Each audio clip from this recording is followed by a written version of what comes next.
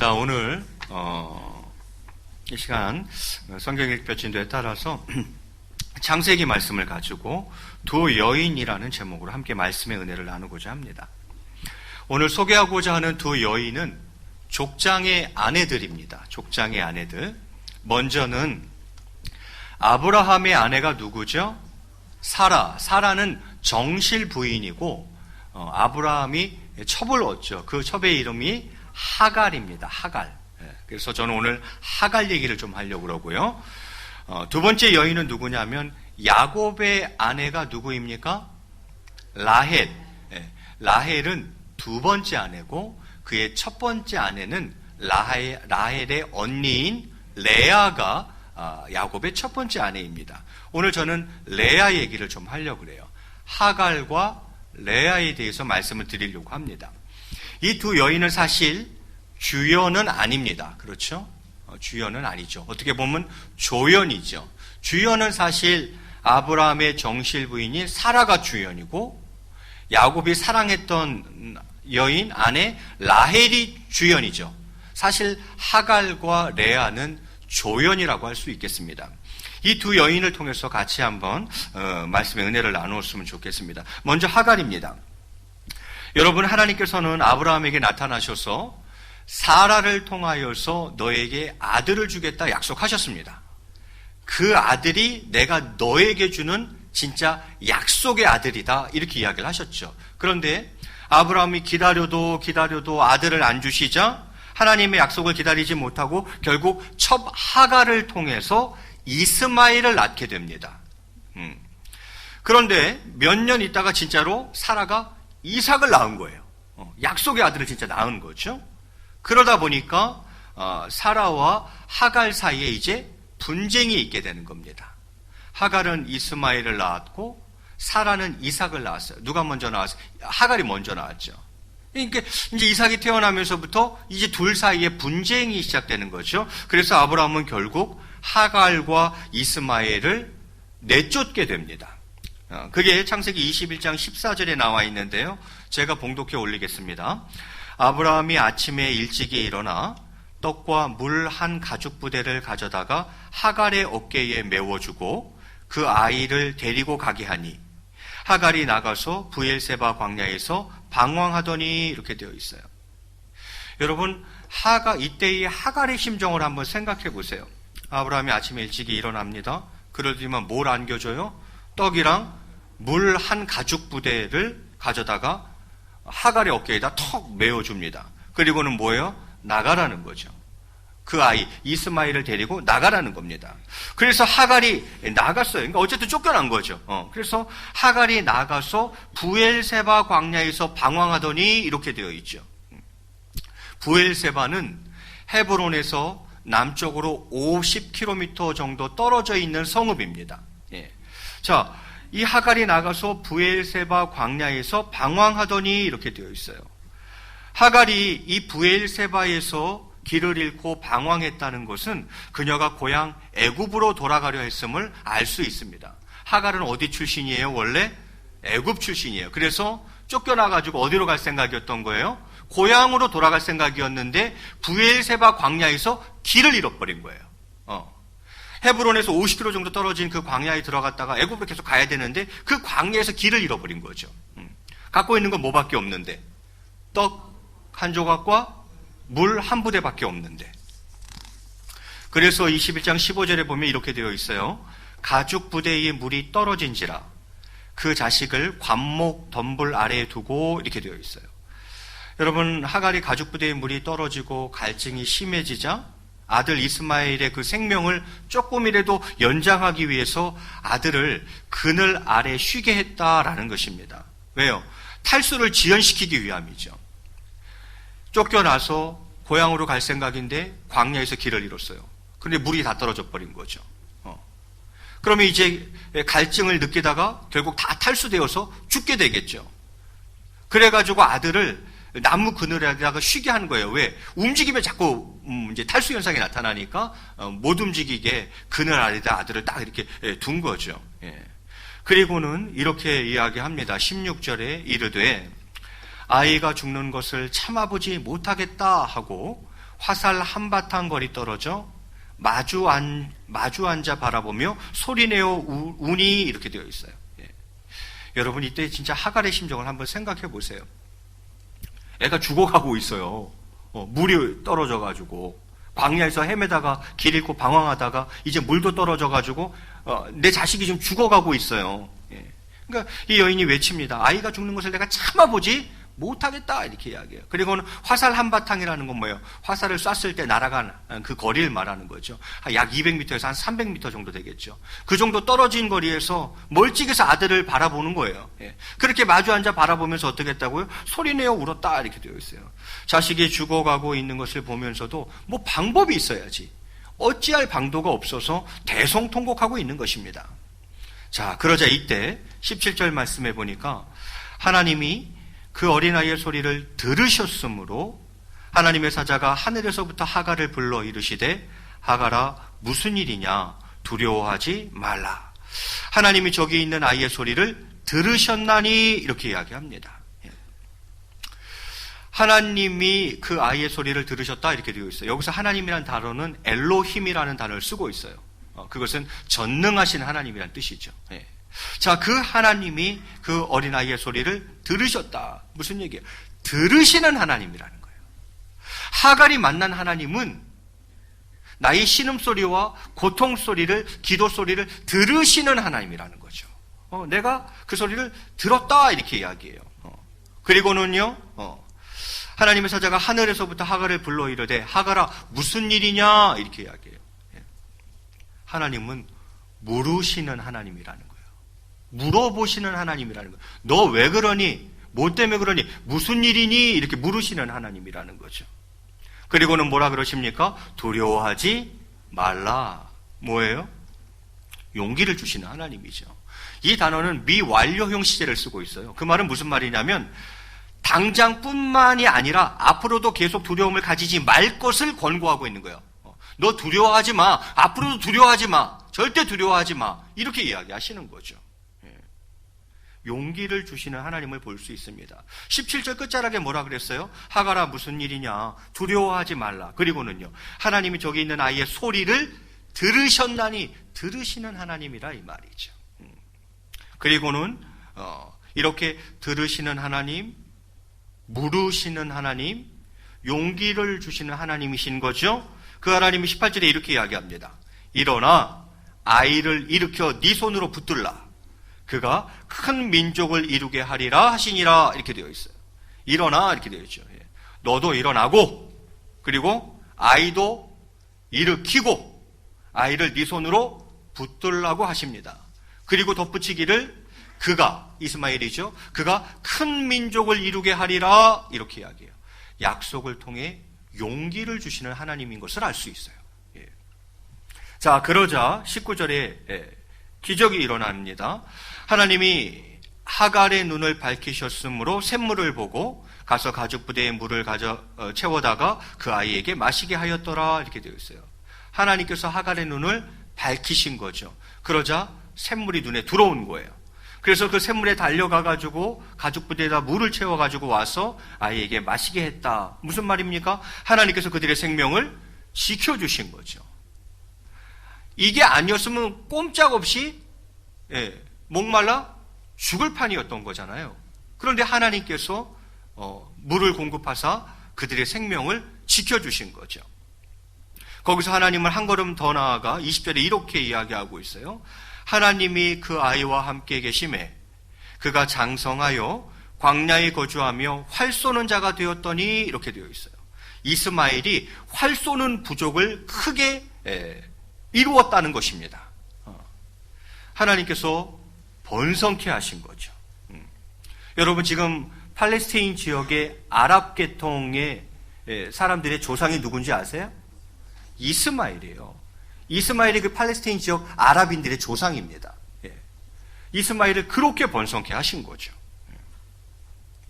이처럼 하나님께서는 그들의 생명을 지켜주셨을 뿐만이 아니라 그들 하여금 번성케 해주셨습니다. 저는 오늘 본문을 통해서 일단 하나님은 어떤 분이신지를 정리하고 넘어가려고 그러는 거예요. 첫 번째는 무엇이냐면 들으시는 하나님이라는 거예요. 먼저 하나님께서는 하갈과 이스마엘의 소리를 들으셨습니다. 그렇습니다. 하나님은 우리의 신음소리, 고통의 소리를 들으시는 분이십니다. 그 소리를 주의 깊게 들으시는 분이시라는 거죠. 그리고는요, 물으시는 하나님이세요. 하나님께서는 하갈의 이름을 부르면서 뭐라 그랬어요? 무슨 일이냐? 이렇게 물으셨어요. 아니, 하나님께서 지금 무슨 일인지 몰라서 물으시는 거예요? 몰라서 물으시는 게 아니죠. 그러면요, 문제를 명확히 하기 위함이죠. 문제를 정확하게 인식시키고자 하심입니다. 또한 당신이 필요함을 깨닫게 하시기 위함인 거죠. 너 도대체 문제가 뭐야? 너 알고는 있는 거야? 정확하게 그 문제를 알고 있는 거야? 그럼 누가 필요하겠어? 그래서 물으시는 거죠. 이걸 지금 이 상황을 몰라서 물으시는 게 아니잖아요. 다 알고 있단 말이에요. 근데도 왜 물으시냔 말이에요. 너 도대체 무슨 일이냐? 문제 정확하고 인식하고 있니? 그럼 내가 필요하다는 것을 알고 있니? 그걸 일깨우시는 거죠. 하나님은 물으시는 하나님이에요. 그리고는요, 용기를 주시는 하나님이죠. 두려워하지 말라. 지금도 두려워하지 말고 앞으로도 두려워하지 말라는 거예요. 그리고는 큰 민족을 이루게 하리라 이렇게 말씀하십니다. 그리고는 그들의 생명을 진짜로 지켜주셨죠. 그렇습니다. 하나님은 이처럼 용기를 주시는 분이신 거죠. 들으시는 하나님, 물으시는 하나님, 용기를 주시는 하나님, 하갈이 만난 하나님이었어요. 두 번째 여인은 레아입니다. 레아. 아브라함의 아들은 이삭, 그죠? 사라를 통해서 낳은 약속의 아들은 이삭이에요. 그 이삭이 자녀를 낳았는데 쌍둥이를 낳았네. 에서와 야곱. 에서가 형이에요. 그런데 그 형 에서의 장자 축복권을 가로챈 야곱. 야곱이 형 에서가 받아야 할 그 장자권, 그 축복권을 가로채죠. 그리고는 형이 자기를 죽이려고 하는 거죠, 이제. 자신을 죽이려는 형 에서를 피해서 외삼촌 라반의 집으로 도주를 합니다. 그곳에서 열심히 일했고, 그래서 라헬과 결혼하게 됩니다. 결혼식하고 첫날 밤을 보냈는데 아침에 일어나 보니까 라헬이 아니라 누구예요? 라헬의 언니 레아인 거죠. 황당한 거죠. 어쨌든 그래서 또 7년을 일해서 결국 라헬과 결혼하게 되는 거죠. 문제는 라헬과 결혼한 다음부터였어요. 이제 누가 찬밥되는 거예요? 레아가 찬밥되기 시작하는 거예요.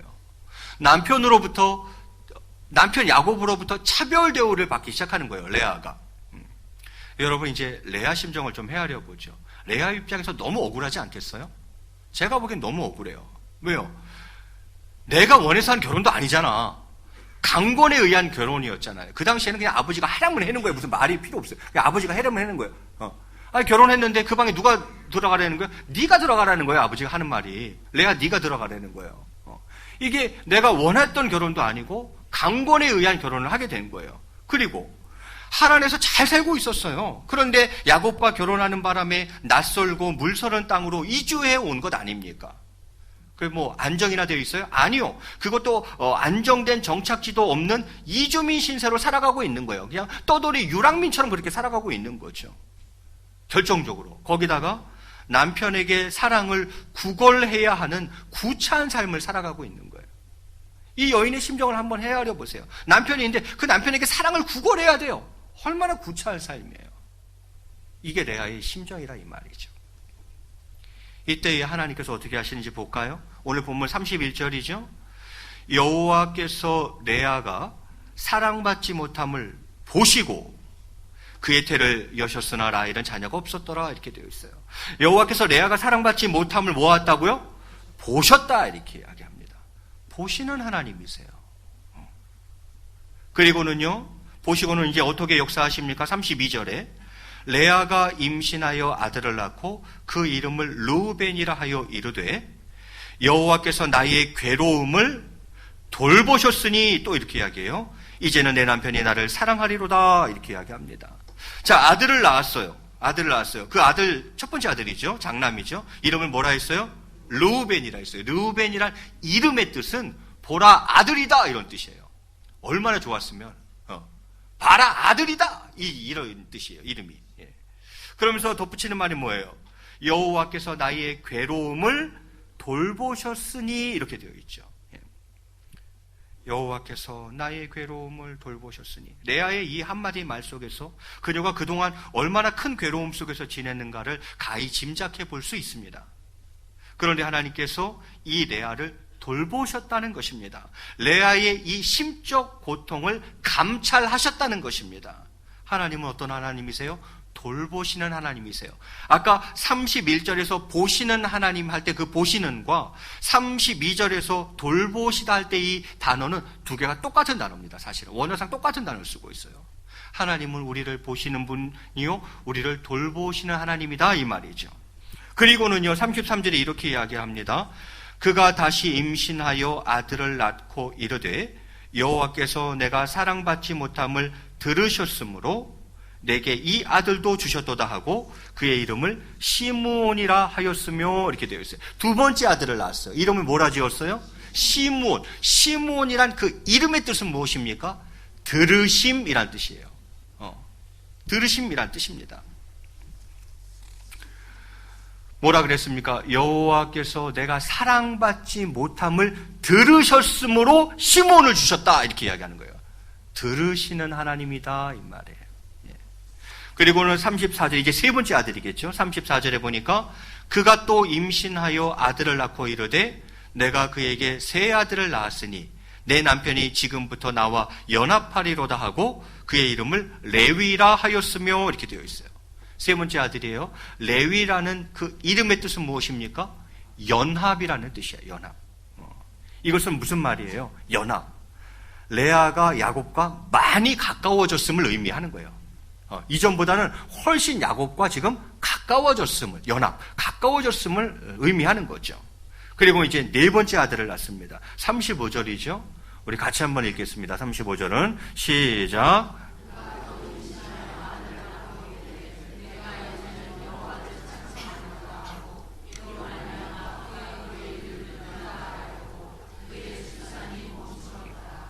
예. 뭐라 그럽니까? 이제, 몇째 아들을 낳는 거예요? 넷째를 낳는 거예요. 그가 또 임신하여 아들을 낳고 이르되 이름을 뭐라고 했어요? 유다. 유다의 이름의 뜻은 찬송함이라는 뜻이야. 찬송함. 그 말은 레아가 하나님께 감사했다는 거예요. 유다를 낳고 이제 네 번째 아들까지 낳고는 찬양을 드렸다는 거예요. 하나님께 감사했다는 거예요. 이로 미뤄볼 때 레아는 더 이상 야곱의 무시를 받지 않고 결혼 생활에서 큰 행복을 누렸음을 알 수 있습니다. 거기다 여러분 아시죠? 메시아, 그리스도, 예수님, 그 메시아의 육신적 직계 조상이 누구예요? 유다죠.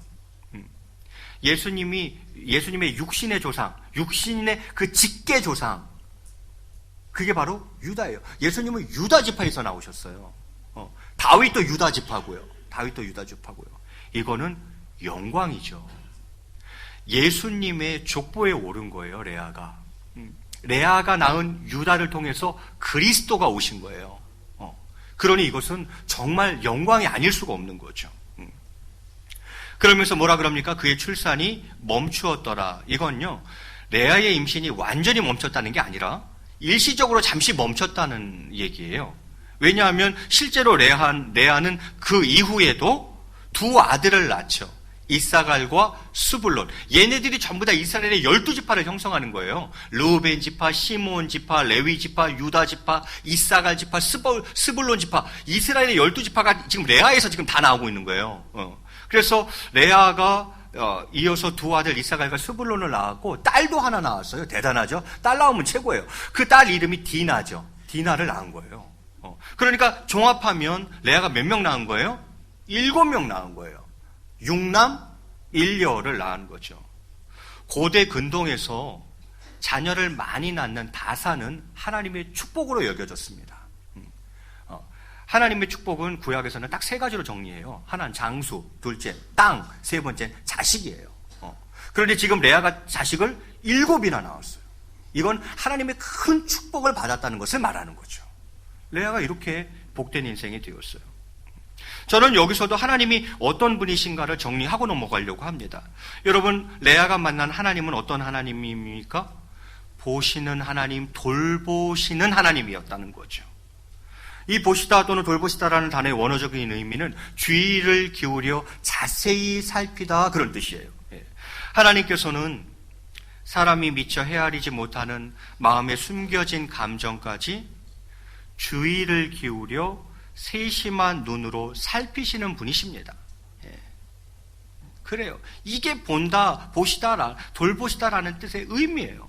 사람이 미처 헤아리지 못하는, 남편도 헤아려주지 못하는 걸 그냥 사람이 미처 헤아리지 못하는 마음에 숨겨진 감정까지 주의를 기울여 세심한 눈으로 살피시는 분이십니다.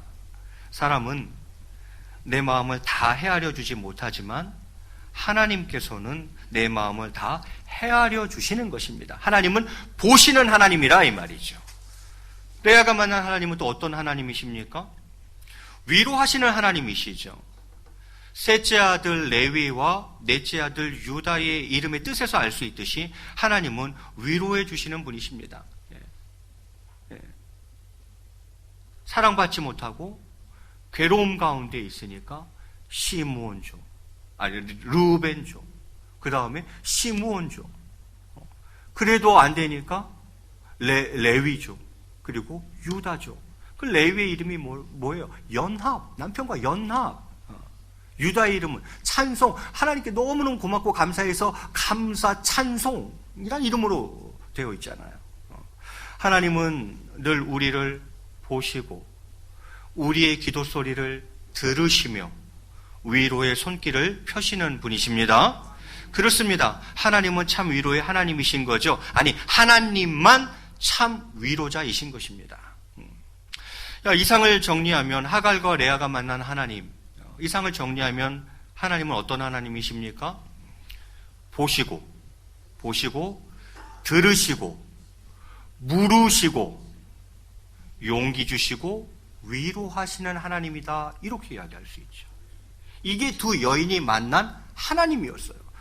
그들이 만난 하나님은 나를 봐주시고 내 소리에 귀 기울여 들어주시고 때로는 물어주시기도 하시고, 그걸로 끝이에요? 그냥 보고 듣고 묻고 하나님 거기서 끝내버리시는 분이 아니요. 반드시 용기 주시고 위로, 아니 축복해 주시는 하나님인 것을 우리는 알 수 있다 이 말이죠.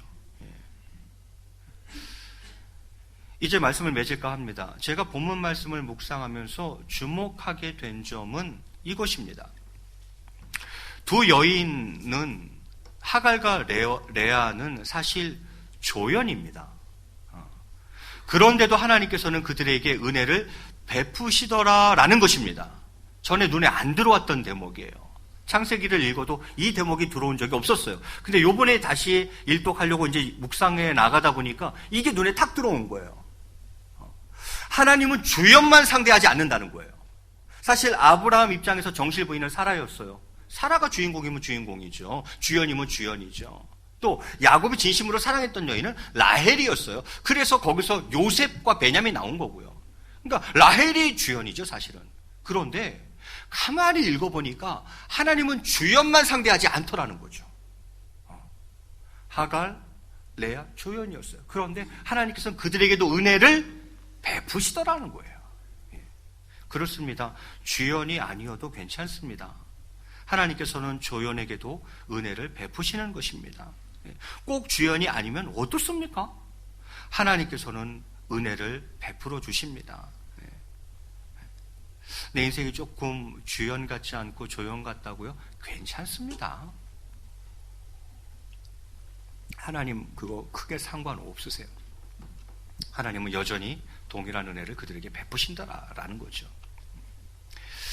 사랑하는 성도 여러분, 혹시 하갈 같은 심정이십니까? 레아 같은 심정이십니까? 닥쳐온 난관에 좌절하고 계십니까? 어느 곳을 보아도 희망을 찾을 수 없어서 답답해하고 계십니까? 괴로움 속에서 뒤척이는 밤을 보내고 있지는 않으십니까? 불안의 그림자가 드리워지고 있습니까? 하갈도 그랬어요. 레아도 그랬어요.